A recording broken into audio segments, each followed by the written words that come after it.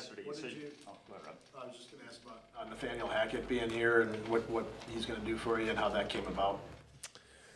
Well, we've got kind of a history of this with guys that are kind of out there, and certainly he's a guy that I really respect, and we've had a lot of great times together, and he's kind of coming in and doing an analyst role for our defense. And we used, last year, we used Getsy in a similar role as that. How did that pay off last year with Getsy? I think Salah, you had...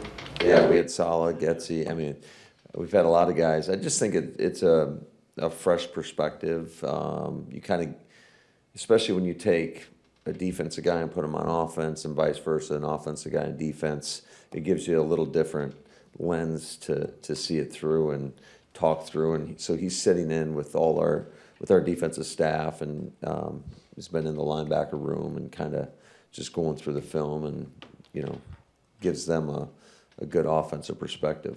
Will that be a season-long thing, or do you know? Yeah, he'll be in and out throughout the course of the year. So. Do you have a defensive guy for the offense? Well, we kind of did that a couple years ago when we got Rob Grosso.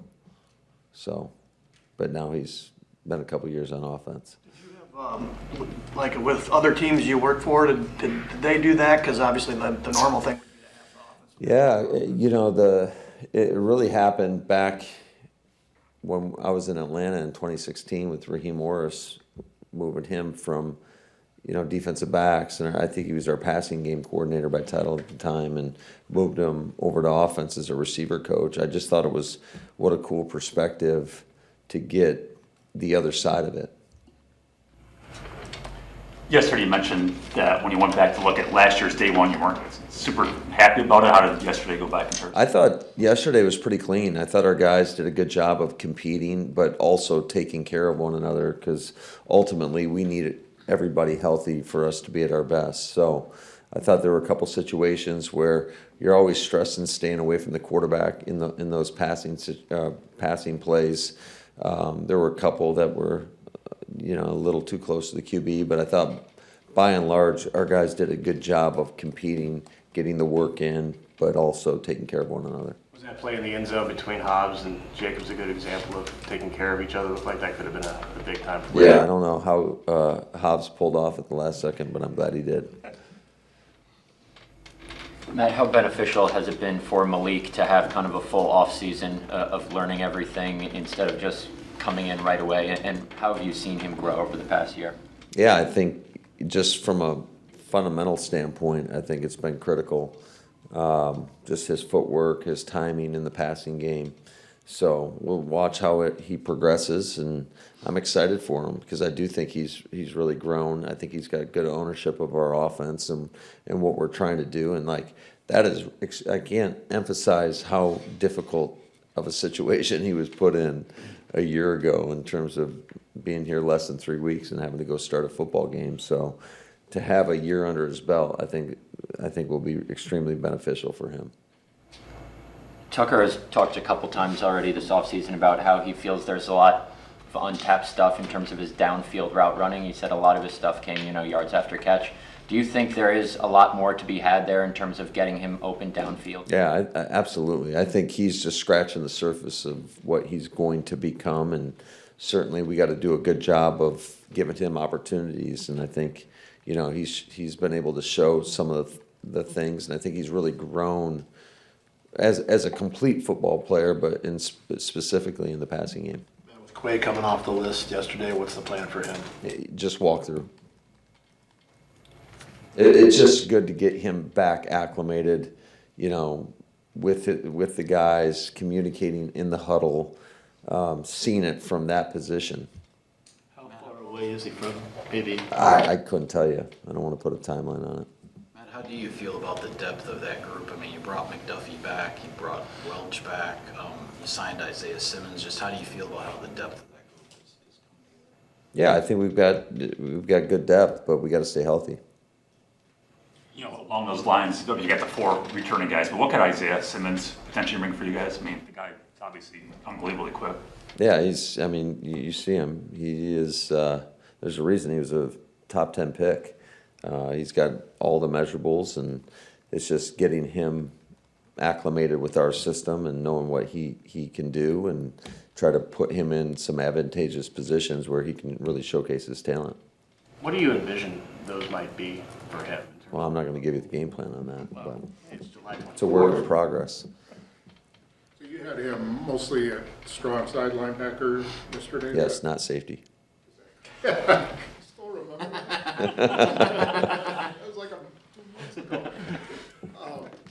Is that an ideal position, or are you just starting him there and seeing what, just? I think that's his ideal position, but like he's a really versatile guy that has shown he's capable of playing out in space, and I don't want to call it a nickel role, but like in that spot.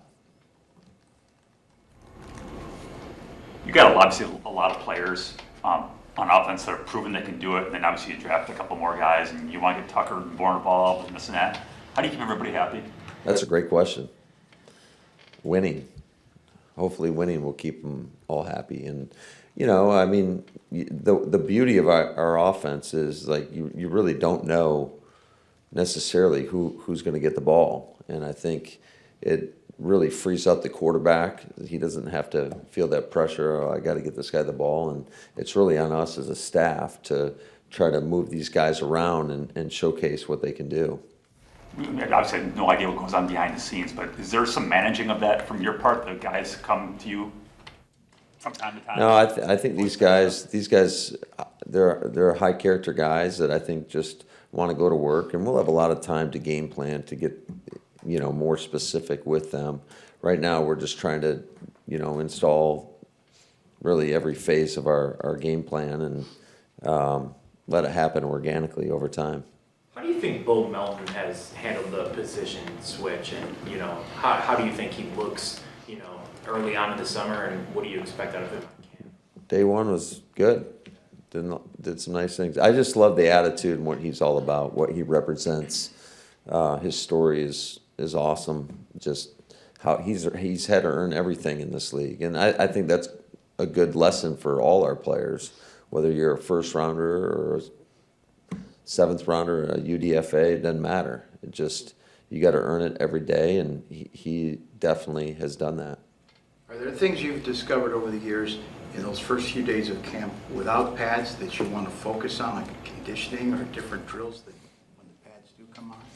I think it's more about our habits, our standards, the non-negotiables, how we practice, our processes. I think that's what we're trying to kind of lay the foundation for the season. This is the first time really that our guys all off season, we haven't done run game full speed. So this was their first crack at it yesterday, and you're always trying to avoid guys on the ground. That's how people get hurt. Guys get rolled up.